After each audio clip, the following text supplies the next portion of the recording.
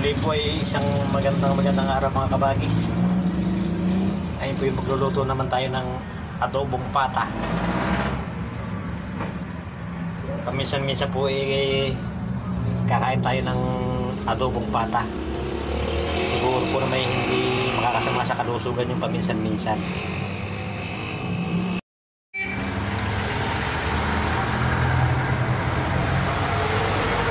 Ayan mga kabagis, mainit na po yung ating mantika.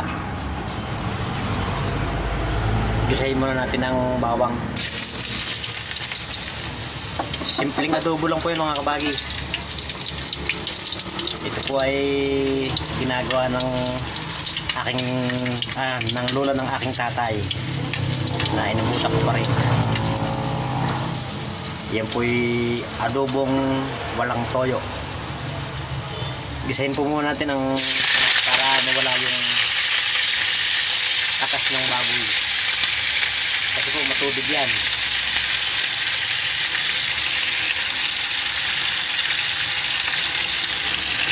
Ito natin yung mga kabagis.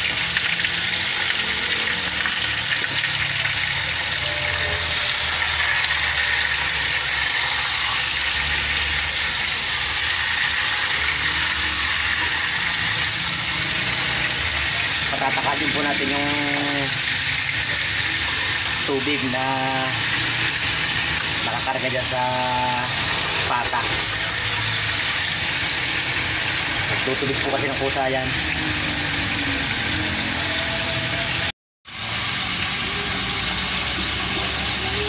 Lagyan po natin mga kabagis ng asin. Yan po hindi natin nalagyan ng toyo.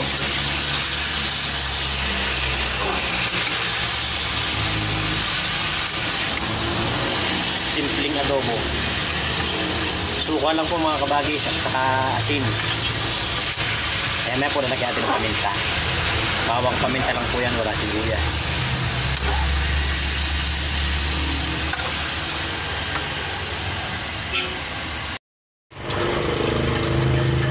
Ayan po mga kabagis, kung makikita nyo, hindi pa man natin siya tinutubigan pero nagtutubig siya. Pagka naiga po yung tubig na yan, pwede na natin lagyan ng suka. Lagyan na po natin mga kabagis ng rose vinegar. Ito pong rose vinegar na ito yung matanda pa sa akin. Kaya siguradong maasim na maasim ito. Yan.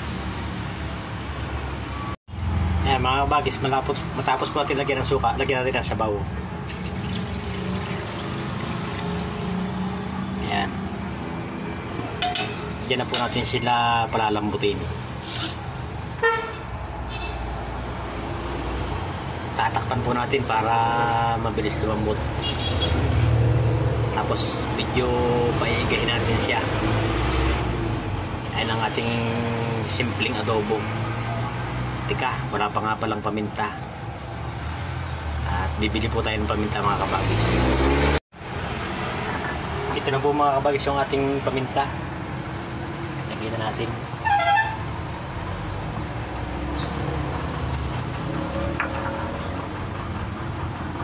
Yan. Yan po yung paiigahin natin yung sabaw niyan. Sigurado bago yan maiga, malambot na yan.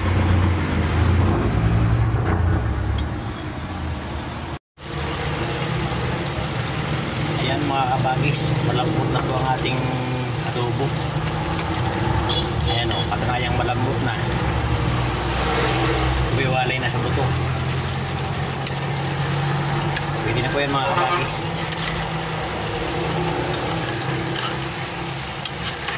Patayin na po natin ang apoy.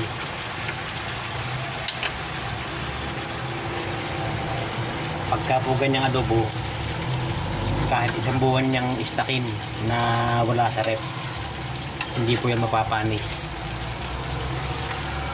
Yan po ang pamanang luto ng ng lola ng aming tatay. Kahit po yan istakin ng isang buwan, hindi po yan mapapanis mga kabagis. Ayan, muli po maraming salamat sa inyong panonood at sana'y magustuhan nyo itong aking adobo. Simpleng adobo. Ayan. Maraming salamat po sa lahat ng nanonood. Magandang araw po. Mag-ingat tayong lahat.